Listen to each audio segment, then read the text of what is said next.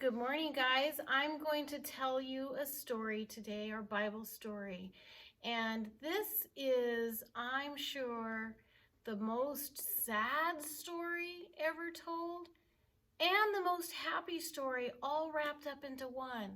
It's got some very, very sad parts to it, and then the most happy thing that ever happened at the end. And actually, it's not the end of the story. This is a story that goes on and on and on. It's going to go on forever and ever. Well, you guys know that Jesus was here on earth.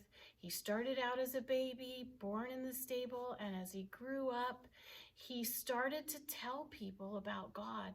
And he told people things that they had never heard about God, how much God loved them and wanted them to be part of his family, and that he would save them and be their savior and save them from the sins that were making life so hard. And Jesus went around and he healed people. He had special friends that followed him everywhere and were his disciples, and they helped him. Do you remember he fed many thousands of people with that little boy's lunch of 5 little loaves of bread and 2 fish? And there were even times when people had died and he brought them back to life. Do you remember the story of Lazarus, how Lazarus died and Jesus made him alive again? Well, many people loved Jesus very much, but some people did not love Jesus. I don't know if they were afraid or they just were made angry that Jesus didn't do things like they thought he should. And most of those people were leaders in the church. And as Jesus was going around healing and teaching and helping people understand how much God loved them, those church leaders got more and more and more angry. And they decided to figure out a way to kill Jesus. Isn't that sad? They did. They decided to figure out a way to kill Jesus. And one night, it was dark at night, Jesus knew that he was going to die. He knew they were going to kill him. He had tried to tell his disciples, and his disciples didn't understand. They just didn't understand. And Jesus knew he needed his Father's strength and help, his Father in heaven.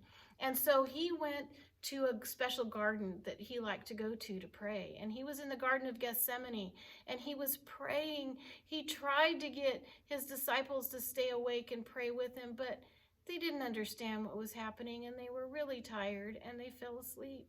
And Jesus was all alone praying. Well, while they were there in the garden, soldiers came and a crowd of people came, and they arrested Jesus. They grabbed him and they tied him up, and they took him to the priest's house, the person that was in charge of all of the church. They took him to the high priest's house, and they decided to have a court where they were going to tell all the bad things that Jesus did. And they tried to get people to say bad things about Jesus. And people said things that were bad, but you know what? They weren't even true. Was there anything bad to say about Jesus? No, there wasn't. And some people would say one thing, and someone else would say something that didn't even match. Their stories didn't even make sense. But these people were so angry and wanted Jesus to die so much that they kept on going.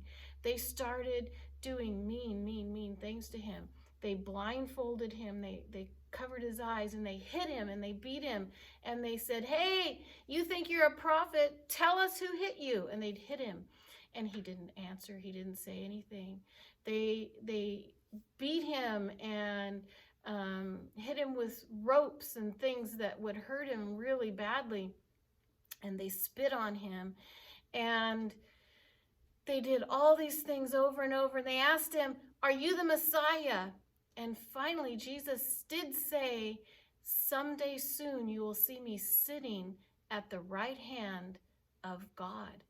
Oh, that made them even more angry. And they decided that that was the reason they had to kill Jesus, because to them, if anyone ever said they were like God, that was enough reason to die. So they took him to Pilate. He was the kind of like the governor, the president of that area. And they took him to Pilate, and they said, Pilate, we need to have him killed. Well, Pilate didn't really want to have Jesus killed, but he didn't want the people to get mad at him, so he said, okay. So they decided they were going to kill Jesus. And some of the soldiers, they put a purple robe like you would put on a king on Jesus. And they took thorns, like spiky thorns. Like, have you ever felt the thorns on a rose bush that really poke your fingers and really hurt? They took spiky thorn vines and wrapped them around in the shape of a crown, and they pressed it down on his head. Not just a little, they pressed it down so it hurt. And they took a whip and they beat him, and they hurt him, and they spit on him. Isn't that so sad? And back then, when a criminal had done something bad, the way they would kill them would be to tie them or nail them up onto a cross and leave them up there until they died. Well, that is what they did with Jesus. I'm going to put a cross up on the board. They put Jesus up on a wooden cross. They put nails in his hands. They nailed him there, and they put nails in his feet. So he's hanging there with nails. Wouldn't that hurt? Isn't that sad? And Jesus wasn't the only one that was on a cross that day. There were 2 thieves. Thieves are somebody who has stolen something. And they were on the cross too. They were tied to the cross. Jesus was nailed to the cross. And here's the crown of thorns smashed on his head. I'm sure that hurt terribly. And they put a sign up there that said, King of the Jews. They're making fun of him. They're thinking, oh, this is the king. We're going to kill him and do all these horrible things to him. And they left him up there to die. They had soldiers that were guarding to make sure that no one got him down. And there were people there at the cross that were making fun of Jesus and saying horribly mean things. But there were other people there that loved Jesus and that were so, so sad. Some of Jesus' friends were there, and some of the women that were Jesus' friends were there, and his mother was there. Oh, do you think that this broke Mary's heart? She was so sad. And his friends Mary and Martha, they might have been there too.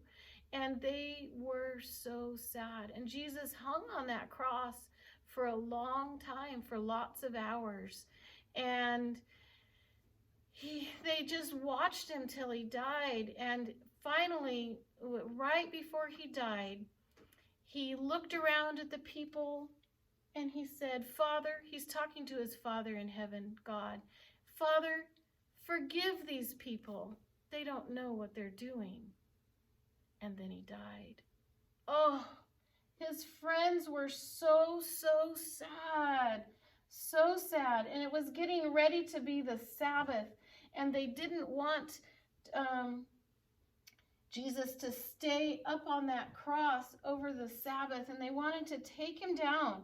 So they asked permission. Some of his friends asked permission to take Jesus's body down.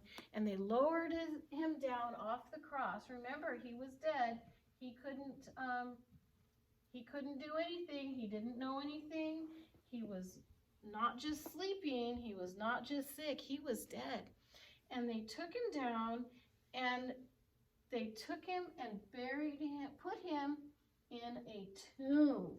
Do you remember when we had the story of Lazarus? When Lazarus died, we talked about how people would, back then, and still some other places today, they would, when they bury someone or when someone dies, they put them in kind of like a rock cave, and they have a carved out spot for the dead person to be, and then they put a big, big rock over top of it.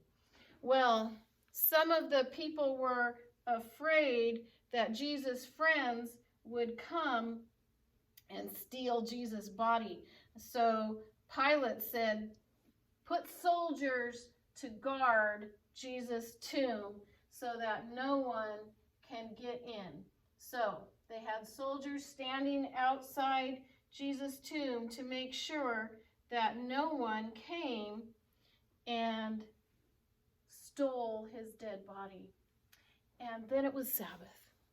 So his friends, brokenhearted, they were so sad. They went back home. It was Friday night.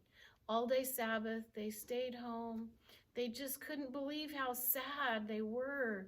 They didn't understand that Jesus had been trying to tell them that he would die, but they didn't understand.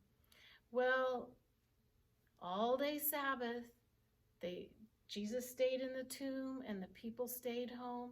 And then Sunday morning, this is the happy part of the story.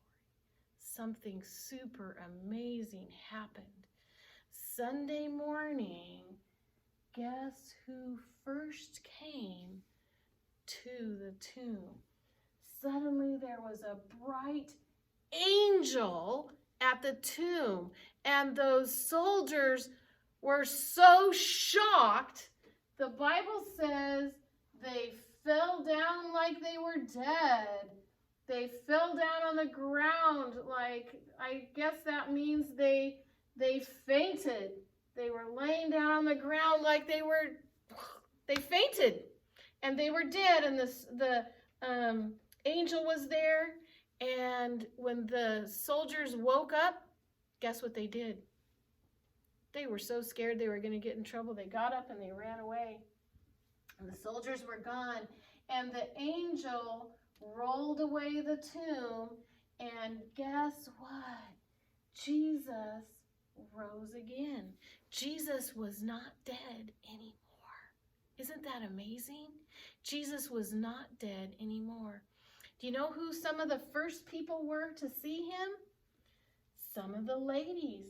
Some of the ladies that loved him so much had come to the tomb to see Jesus' body, and they were going to put some gifts there. And they got there. First they saw the angel, and they didn't understand. And they said, "Have you seen Jesus? Where is he?" And the angel said, "Jesus is not here. He's risen."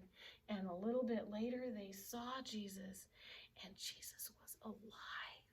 Isn't that amazing? He went back up to heaven, but you know what? He has promised to come back and take us to heaven with him. He died, but he's never going to die again. And because he died like this, we don't have to die forever. People die now, right? But it's not forever. When Jesus comes again, if you love him and want to be with him, when he comes again, he takes those people to heaven with him, where we can be with him forever and ever. And that's why we celebrate Easter. And that's why we celebrate it on Sunday, because Jesus rose from the tomb on Sunday. Jesus died, but he did not stay dead. And that's the most amazing story in the whole wide world. Alrighty, I'll talk to you later. Love you guys. Bye.